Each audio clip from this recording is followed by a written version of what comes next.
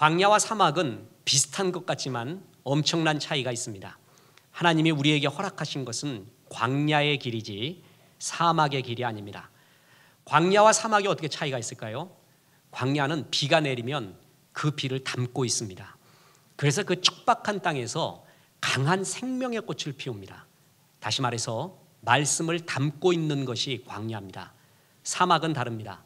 비가 오면은 모래 속으로 다 흡수해버립니다. 비를, 생명을, 말씀을 머금고 있지를 못합니다. 그래서 아무 역사가 나타나지 않고 하나님의 말씀이 없으니까 우리 인간의 죄성인 원망과 불평이 끝없이 피어나온 곳, 그것이 바로 사막입니다.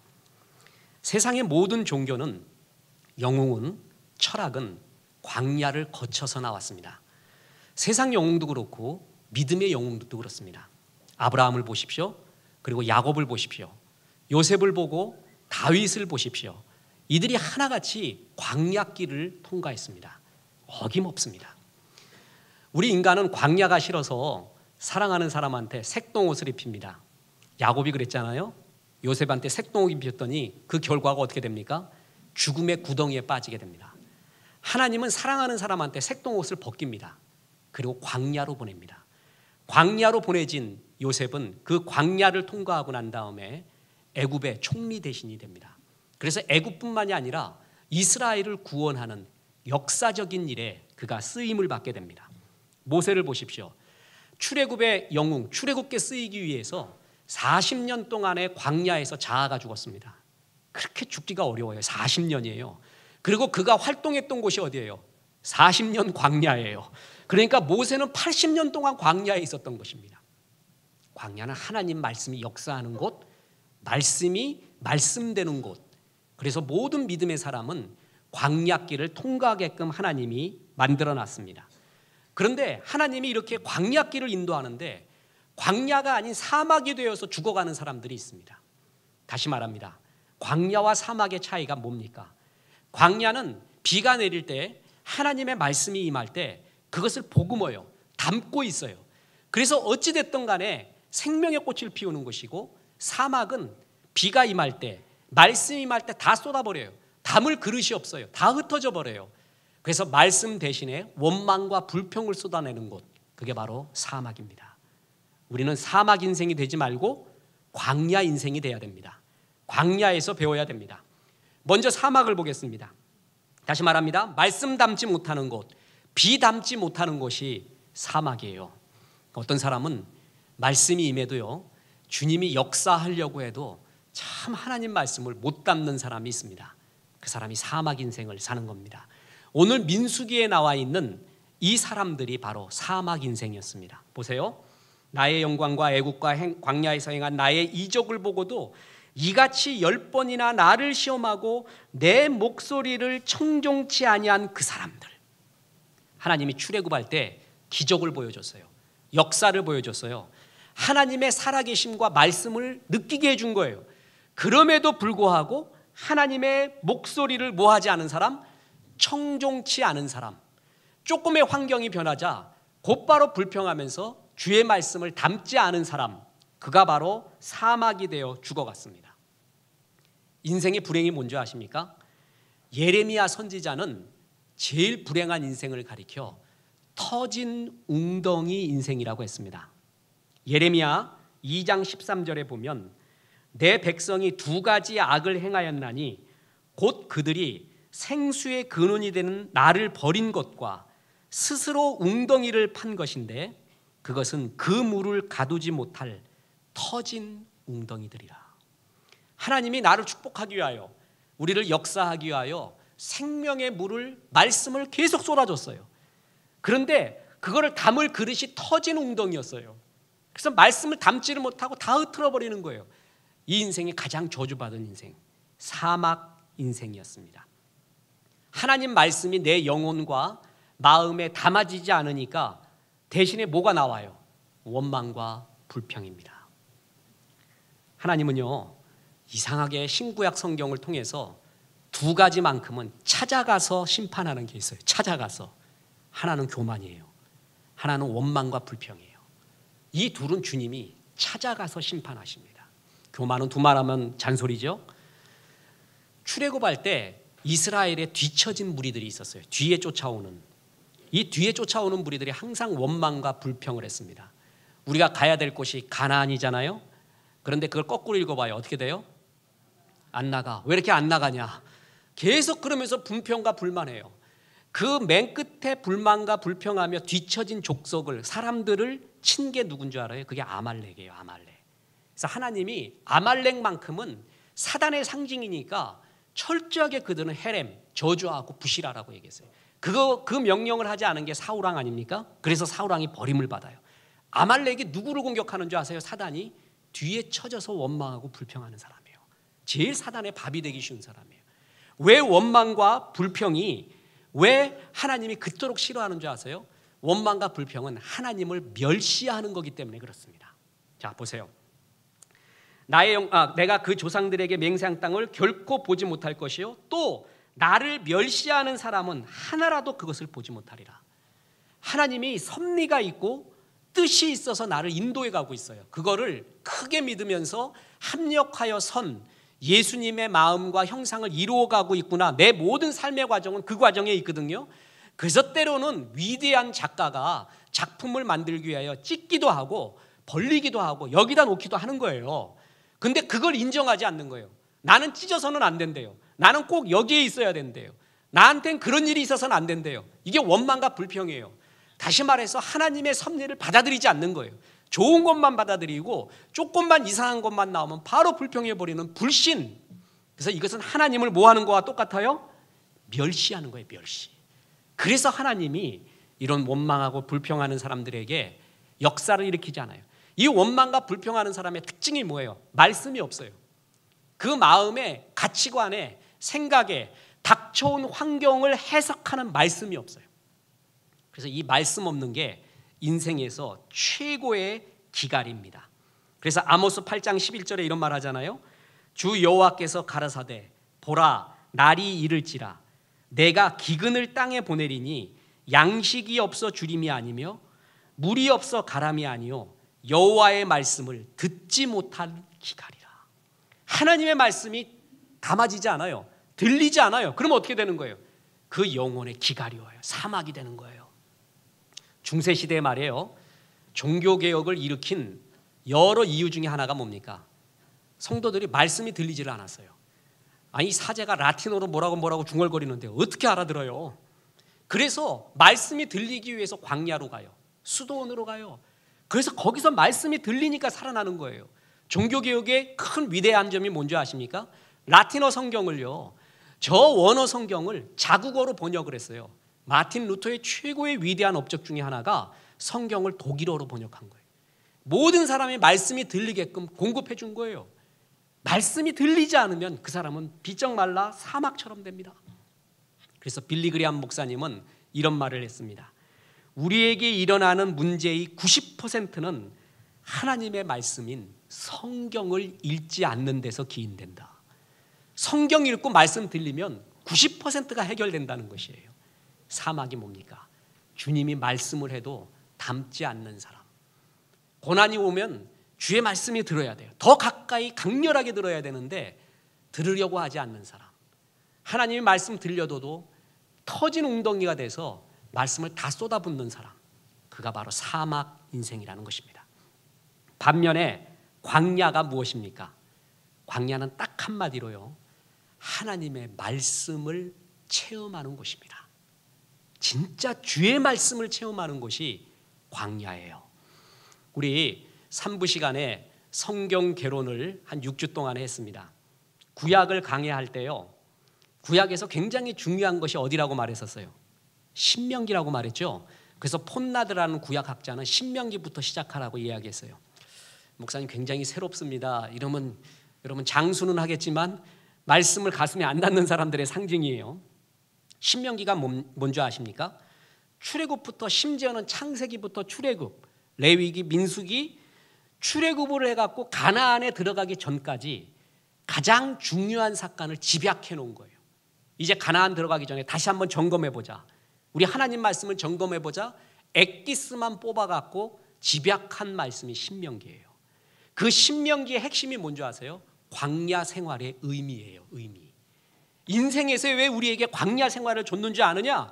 그 의미를 말하는 것이 신명기의 전체 핵심이에요. 그 핵심이 오늘 8장 2절 3절이에요. 보세요. 내 하나님 여호와께서 이 40년 동안 내게 광야길을 걷게 하신 것을 기억하라. 광야를 누가 걷게 했어요? 하나님이 했다는 거예요. 주체가. 이유가 뭐냐? 너를 낮추시며 시험하사 네 마음이 어떠한지 그 명령을 지키는지 알게 하려 하심이라. 너를 낮추시며 줄이게 하며 알지도 못하면 만나를 내게 먹인 것은, 자, 광야의 이유를 말하죠. 사람이 떡으로만 사는 것이 아니요 여호와의 입에서 나오는 모든 말씀으로 사는 줄 내게 알게 하려 하기 위해서. 다시 말해서 뭐예요? 사람이 사는 게 밥만 먹고 잘 먹는 것이 잘 사는 게 아니다. 하나님 말씀이 있어야 네가 잘 사는 거다. 그것 깨닫게 하기 위하여 뭐라고요? 광야를 허락했다는 거예요.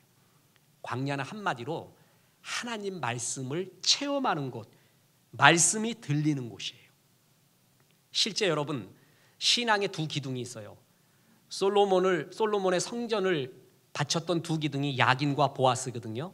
신앙의 두 기둥이 뭔지 아십니까? 말씀과 예배예요. 근데 말씀과 그 예배를 어디서 배웁니까? 광야에서 배웠어요. 광야에서, 신의 산에서 뭘 받아요? 말씀, 십계명을 받지요. 그리고 광야에서 성막을 지으며 제사, 예배를 배우게 했어요. 신앙의 핵심인 예배와 말씀, 말씀과 예배를 전부 어디서 배우게 했어요? 광야예요. 광야 때 진짜 말씀을 배우게 돼요. 고난이 오고 척박해지고 눈물이 나올 때 진짜 하나님 말씀만 최고다라는 것이 들려요. 그러면 인간이 제일 기쁠 때가 어느 때입니까? 예배할 때예요. 신령과 진정으로 예배하고 천국을 미리 맛볼 때, 그리고 말씀 먹을 때, 말씀의 떡을 먹잖아요. 그러면 뒷맛이 좋아. 뒷맛이. 어떤 음식은 먹고 나고 밀가루 많이 먹고 난 다음에 물까지 먹어봐요. 배가 터질 것 같아요. 배가. 근데 여러분, 이 하나님의 말씀은 먹잖아요. 뒤끝이 깨끗해요. 허무함이 없어요. 이건 체험해봐야 돼요. 그래서 고린도후서 3장 5절에 우리가 무슨 일이든 우리에게서 난 것 같이 스스로 만족할 것이 아니니 우리의 만족은 오직 하나님으로부터 나느니라. 이걸 배우는 게, 그게 광야예요. 광야에서 말씀 체험을 하는 거예요. 영원한 것에 대한 체험. 정말 세상 거 다 끊고 하나님 말씀만 보이는. 그래서 하나님은 광야를 신혼생활이라고까지 말할 정도입니다. 근데 이 광야를, 그래서 우리를 이끈 곳인데 사람들은 이 광야를 사막이 되게 만들어 버립니다. 사막이 된 사람의 특징, 말씀이 담아지지 않습니다. 그래서 로마서 11장 8절에서 10절에 보면 다윗의 저주시가 나와요. 다윗도 저주했어요, 자기 원수들을. 그런데 그 저주시를 사도 바울이 인용을 했거든요. 거기에 이렇게 나옵니다. 기록한 바 하나님이 오늘날까지 저희에게 혼미한 심령과 보지 못할 눈과 듣지 못할 귀를 주셨다 함과 같으니라. 또 다윗이 가로되 젖이 밥상이 올무와 덫과 거치는 것과 보응이 되게 하옵시고 저희 눈은 흐려 보지 못하고 저희 등은 항상 굳게 하옵소서 하였느니라. 이게 9절 10절이 다윗의 저주시예요. 원수를 향한 저주시. 근데 이 저주, 원수를 저주하십시오, 하나님마다 안 되게 하시고 망하게 하시고, 이런 저주를 한 게 아니라 밥상이 올무가 되게 해달래요. 더 쉽게 이야기할까요? 내 원수가 있는데 하나님 잘 되게 해주십시오, 잘 먹게 해주십시오. 그래서 잘 먹는 밥이 최고인 걸로 여기게 하시옵소서. 밥만이 인생의 모든 것이 되게끔 하시옵소서. 영원한 하나님 나라 보지 못하고 밥 잘 먹는 것이 최고인 것을 거기에 매여 살게 해주십시오. 그게 다윗이 말한 원수를 향한 저주의 시입니다. 밥상이 올무되게 해주십시오. 예수님도 말세에 이런 일이 일어난다고 하면서 마태복음 24장에 이렇게 말합니다. 38, 39절에 홍수 전에 노아가 방주에 들어가던 날까지 사람들이 먹고 마시고 장가들고 시집가고 있으면서 홍수가 나서 저희를 멸하기까지 깨닫지 못하였나니, 홍수 심판이 있기 전에 무슨 심판이 있었어요? 깨닫지 못하는 심판이 있었어요. 거기에 보면은 먹고 마시고 장가들고 시집가고, 이거 나쁜 일 아닙니다. 우리는 먹고 마셔야 살려요. 이슬 먹고 사는 거 아니에요. 먹고 마셔야 돼요. 시집가고 장가 가야 돼요. 나쁜 일이 아니에요. 문제가 뭐예요? 그게 다인 줄 안다는 거예요.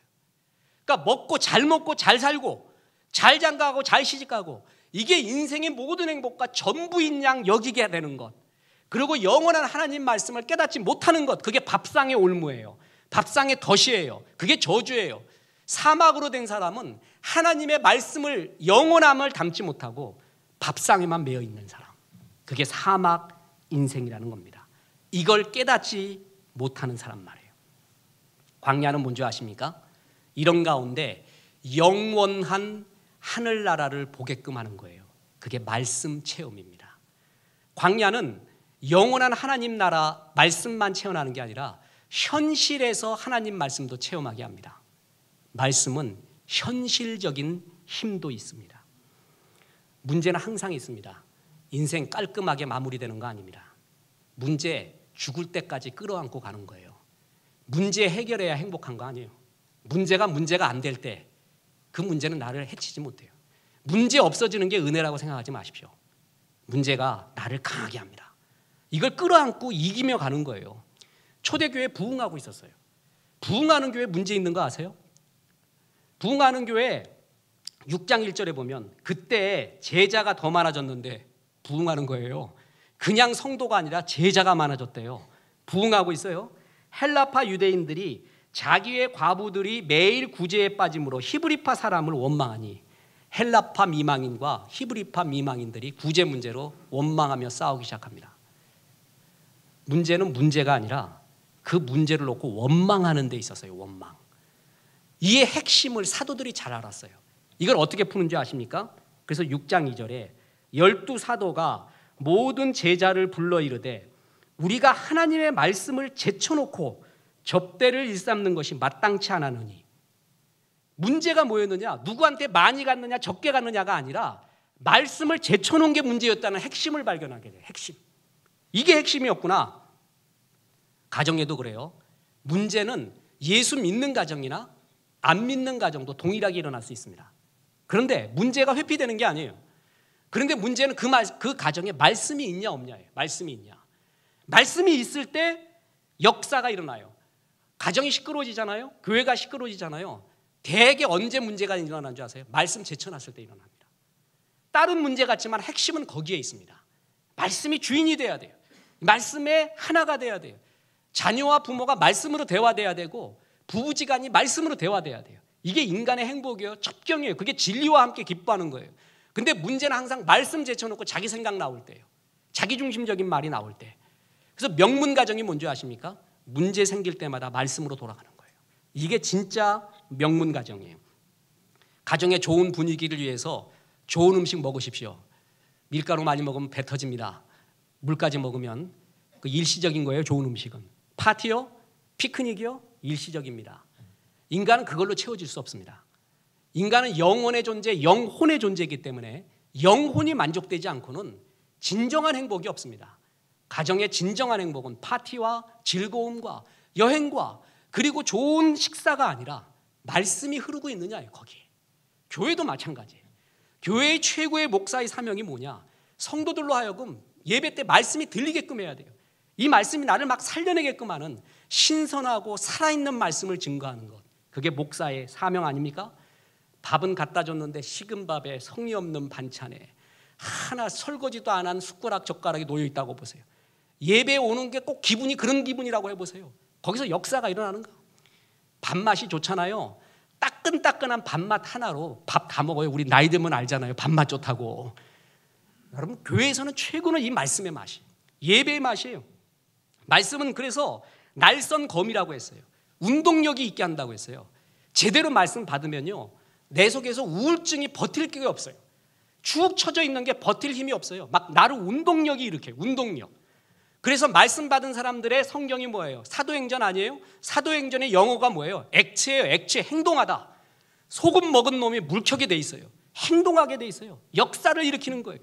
제대로 말씀을 받으면 바로 이렇게 살아 움직이고 내 속에 부정적인 우울증이나 열등감이나 처져 있는 뒷덜미 잡는 부정적인 생각이 자리할 틈이 없어요. 주의 말씀이 나를 막 살리기 때문에. 저는 이게 사명입니다. 저의 은사, 저의 비전, 말씀을 들으면서 치유가 일어나고 비전이 일어나고 살아 일어나는 그러한 예배.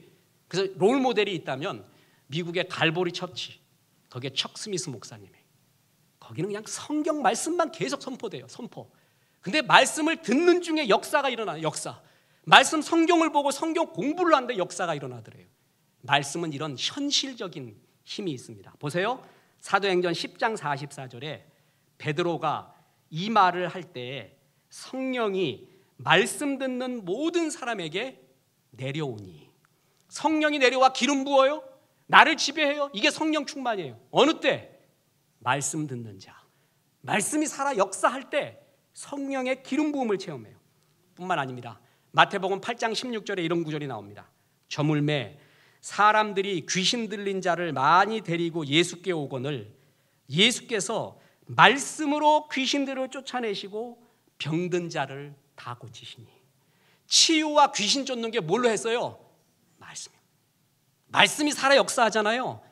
귀신, 영의 세력이 쫓겨나가고요, 치유가 일어난대요. 난 이걸 정말 믿습니다. 그래서 끝없이 기도하는 것이 우리 교회의 예배를 통해, 말씀 선포를 통해서 이런 역사가 일어나기를 계속 기도하는 것이에요. 백화점 왕이라고 있습니다. 워너메이커. 미국을 지배하는 건 5가지. 거기에 요새는 하나가 더 들어갔어요. 미국은 식량, 무기, 그 다음에 헐리우드, 금융, 또 하나가 뭐죠? 하나가 더 있는데, 이 5가지가 미국을 움직이는 힘이에요. 이게 전부 유대인이 잡고 있어요. 요즘 하나가 더 있어요. 유통이에요. 유통. 근데 이 유통이 원래 누구부터 왕이 되는 줄 아세요? 백화점 왕이 워너메이커부터 시작됐대요. 이 사람이 월맛 뭐 이런 거 전에 유통의 왕이었어요. 근데 이 워너메이커가 백화점 왕인데, 무디, 전도왕 무디와 비슷해요. 그래서 어떤 신학자는 이 둘을 연구한 사람이 있는데 공통점이 있어요. 둘 다 찢어지게 가난했습니다. 어려서 아버지를 잃었습니다. 그러니까 여러분, 지금 부모님 중에 한 분 잃은 사람 너무 실망하지 마세요. 이 사람들 다 그랬어요. 초등학교만 나왔어요. 둘 다. 근데 말이 초등학교만 나온 거지 6학년까지 마친 게 아니라 14일 다녔대. 이렇게 지나간 거예요. 또 어머님이, 아버님이 이제 한 분이 없잖아요.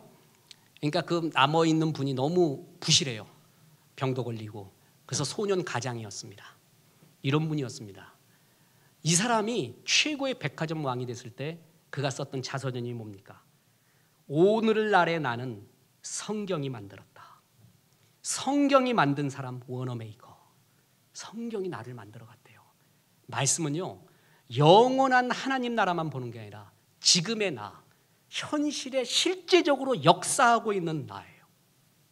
제가 인터넷을 보는데 남자들이 제일 많이 눈이 가는 여자 부분, 이게 나왔어요. 목사라도 호기심이 굉장히 많아서 갑자기 어느 부분인가. 여러분 왜 음흉하게 웃으십니까? 전 신령한 얘기를 하려고 하는데, 남자가 여자 볼 때 어디에 제일 눈이 많이 가느냐, 1위부터 10위까지 나왔어요. 1위가 뭔지 아세요? 눈이래요. 눈. 2위가 얼굴이래요. 정말 여자의 매력은 눈에서 나오는 거예요. 눈. 그 사람의 정신력, 내공, 자존감, 모든 게 눈빛으로 나오고 2차적인 게 얼굴이라는 거예요. 그 사람이 아무리 성공한 것 같아도 눈빛이 어리굴의 동태눈 같은 사람이 있어요. 얼굴이 썩소라고 아세요? 썩은 미소. 썩소하는 사람이 있어요. 진짜 성경 말씀이 날 살아 움직이잖아요. 눈빛이 살아 있습니다. 별 나가는 것 같아요. 막 불이 나가는 것 같아요. 그리고 얼굴이 살아 있어요. 그 얼굴은요, 피어리스, 주다나 가모레 아무리 발라도 되지 않는, 그런 걸로 발라도 되지 않는 최고의 얼굴로 빛난다 그랬잖아요. 그게 말씀을 들을 때 나오는 내공이에요. 내공. 현실적으로 말씀은 이렇게 돼요. 저는요, 제 인생을 바꾼 게 저도 말씀이었습니다. 저는 어느 날 송구영신 예배를 드리는데 하나님이 너한테 뭐 줄까라고 말했어요. 언제도 광고했죠. 내가 지금 물어봤으면 너무 좋겠어요, 하나님이. 그럼 난 딱 3가지를 말할 거예요. 그래서 맨 끝에 맨 끝에 뭐는 참아 내 말을 못하겠어, 부끄러워서. 근데 이게 되게 중요하더라고. 그래서 이 끝에 거 3가지를 얘기하고 싶은데 너무 순진했어요. 그때 내가 너무 정말 충만했어. 하나만 말했어. 오직 하나. 말씀 달라고 그랬어요. 난 하나님 말씀을 해석하고 잘 풀어주고 말씀 전할 때 능력 나타나는 종 되게 해달라고 그거 하나 기도했어요. 제 평생 진짜 직접적으로 받아본 주님이 너 뭐 줄까? 솔로몬이 하나님 앞에 그런 체험했다는 거잖아요. 난 그거 진짜 믿어요. 그날 강력했어요. 두 가지 체험이 강력했는데 예수 만날 때의 체험, 그딸의 체험이에요. 그래서 말씀 전하는 거, 말씀 풀어주고 깊은 말씀 쉽게 풀어주고 역사하게끔 하는 게 나의 사명이구라는 걸 알았어요. 그리고 실제로 네가 먼저 말씀 체험해봐야지 하면서 내 삶을 현실을 변화시킨 말씀이 정말 있었습니다. 저는 문학을 했어요. 철학을 좋아했고 글을 썼습니다. 문학에서 이길 수 없는 게 뭔지 아세요? 허무예요. 허무. 고독이에요. 그래서 문학가들은 이길 수 없다는 거 알고 그냥 즐기재. 그래서 이걸 뭐 투쟁하재. 추쟁하는 게 버티는 거래. 그냥 즐기는 거래. 나 어느 날 성경을 보는데 로마서 8장 20절에 피조물이 허무한데 굴복하는 것은 자기 뜻이 아니요 오직 굴복해 하시는 이로 말미암았으리라. 그 바라는 것은 피조물도 썩어짐의 종로로 산 데서 해방되어 하나님의 자녀들의 영광의 자유에 이르는 것이라. 학교 도서관에서 큐티하는데 이게 나왔어요. 피조물은 허무한테 질 수 없게끔 이길 수 없게끔 하나님이 만들었다는 거야. 그걸 통해서 영원한 자유 느끼게끔 하기 위해서 허무 줬다는 거예요. 이거 발견하고 춤추며 다녔어요. 야, 그 다음부터 고민도 안 됐어요. 또 하나 뭔지 아세요? 시편 94편 19편에 내 속에 생각이 많을 때 주의 위안이 내 영혼을 즐겁게 하시나이다. 생각 많아 나도 여러분같이 생각 없는 사람 아니에요. 여러분도 앉아있으면서 생각 많죠? 5만 가지 생각이라는 말 뜻이 뭐예요? 하루에도 5만 가지가 왔다 갔다 한다는 거야. 생각 많을 때 이길 길이 없어요. 주의 위안, 주의 말씀이라는 거예요. 하나님 말씀 딱 들을 때 정리가 돼요. 막 그냥 느끼한 음식 막 먹고 났을 때 숭늉 한번 딱 먹어봐. 정리되잖아요. 속이 깨끗하게. 생각 많을 때 주의 말씀이 나를 정리한대. 난 이 두 말 정말 믿어요. 복잡한 내가 하나님 앞에 심플해졌어요. 뿐만 아니에요. 저도 죽기까지 고난당해봤어요. 근데 그때 받은 말씀이 뭔지 아세요?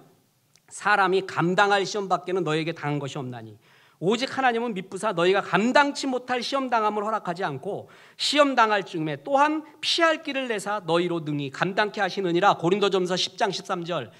너가 광야를 가건 네 죄 때문에 시험당하고 뭐하건 간에 네가 감당치 못할 시험은 안 준다. 그리고 그래서 자살이 죄예요. 자살이 여러 가지 죄인 이유가 있는데 그 중에 하나가 자살할 만큼 주지는 않는다는 거예요. 그래서 반드시 피할 길도 주신다. 감당할 힘도 준다. 뿐만 아닙니다. 예레미야 29장 11절에 여호와의 말씀이라 너희를 향한 나의 생각을 내가 아나니 평안이요 재앙이 아니니라. 너희에게 미래와 희망을 주는 것이라. 너를 향한 내 생각은 재앙이고 고생하는 게 아니라 희망 주고 힘 주는 거다. 나 이 말을 정말 믿어요. 누가 나한테 무슨 말을 해봐. 나한테 어떤 점쟁이가 어떤 사람이 부정적인 말로 나한테 말해봐요. 난 그거 믿지 않아요. 주의 말씀이 확 박혀버렸어요. 내가 온 것은 양으로 생명을 얻게 하고 더 풍성히 얻게 하려는 것이라. 생명 얻은 나는 갈수록 풍성해져요. 주님이 약속이에요. 누가 뭐라고 얘기해봐. 나한테 저주하는 사람은 불쌍해 죽겠어요. 왠지 아세요? 그 말이 그 사람한테 반사되기 때문에 그래요. 그래서 난 저주가 무서운 게 아니라 그 사람이 좀 불쌍해 보여요. 그 말이 너한테 돌아갈 건데 그 저주가 너한테 그대로 돌아갈 건데 왜 그런 소리를 하느냐. 난 그게 불쌍하다. 하나님의 말씀이 나를 붙잡고 있어요. 뿐만 아닙니다. 나의 달려갈 길, 주 예수께 받은 사명, 곧 하나님의 은혜의 복음을 증거하는 일을 마치려 하면 내 생명을 조금도 귀한 것으로 여기지 않으노라. 주님의 사명 말이에요. 사람이 말이에요. 죽도록 사랑할 대상이 있는 사람은 얼마나 행복해요. 내 죽음까지 바쳐서 보람 있는 일을 하는 사람은 얼마나 보람돼요. 주님이 나한테 목양의 은사, 목회의 사명을 줬다. 이게 어떻게 된 거예요? 내 생각에서 나온 거냐고요. 주의 말씀이에요. 말씀. 네가 날 사랑하느냐? 주님 아시지 않습니까? 내 사랑한다면 내가 너한테 맡겨준 양을 먹여라. 그게 사명이었어요. 내 생각이 아니라 이게 사명이었다는 거죠. 말씀이 내 현실을 살려가요. 내 자존감을 세워가고 이겨가게 하고 말이에요. 이게 말씀의 힘 아닙니까? 심지어는 진짜 웃긴 말씀도 받았다니까. 난 지금도 이 말씀 제대로 받은 건지 의문되는데 나는 그때 정말 믿었어요. 우리 집사람이 이제 좋아하고 이제 연애하고 이제 그거 할 때 결혼하려고 할 때 진짜 그때 몸이 너무 아팠어요. 어떻게 갈 길이 없었어요. 장인어른 장모님이 너 뭐 먹고 사냐 그러면 주님이 해결해 주지요. 앞으로 어떻게 될 거냐? 주님이 역사할 겁니다. 그거밖에 진짜 할 얘기가 없었어요. 어떻게 청혼하고 어떻게 해요? 그런데도 이제 찾아가서 용기를 내고 주님이 허락했습니다. 이걸 어떻게 알았느냐? 오늘날 성경 보는데 로마서 4장 18절에 아브라함이 바랄 수 없는 중에 바라고 믿었으니 이 말이 나오는 거예요. 근데 정말 웃긴 말이거든요. 근데 이 말을 내게 주는 말로 정말 믿었어요. 하나의 의심도 없었어요. 바랄 수 없지만 믿는다. 역사해주고 허락해준 사람은 믿는다. 그래서 달려갔어요. 어째 이런 일이 다 있냐 말이야. 하나님의 말씀은 영원한 하나님 나라를 보게 하고요, 현실에 나를 힘을 줘요. 이거를 진짜 체험하는 곳이 어딘 줄 아세요? 그게 광야예요. 광야에서 이 말씀의 힘과 위력, 이거를 체험하는 거예요. 아무것도 안 보이고 빈 들판에 하나님 말씀만 있구나. 나를 유지해주고 있었던 나의 실력, 나의 네트워크, 나의 성공, 나의 물질, 건강이 아니라 주의 말씀만 이것이 희망이구나. 그걸 언제 느껴요? 광야 때예요. 광야. 이제 끝으로 말씀드립니다. 사막이 되어가고 있는 사람, 광야로 변하는 법을 가르쳐 드리겠습니다. 이 마법의 순간을 놓치지 마십시오. 파울로 코엘료가 마법의 순간, 느낌의 순간이라고 말했는데 그건 웃긴 얘기예요. 진짜는 사막이 광야로 변해가는, 이거는 한 가지만 유지하면 됩니다. 뭔지 아십니까? 약간의 겸손, 약간의 믿음만 있으면 됩니다. 따라해 봅시다.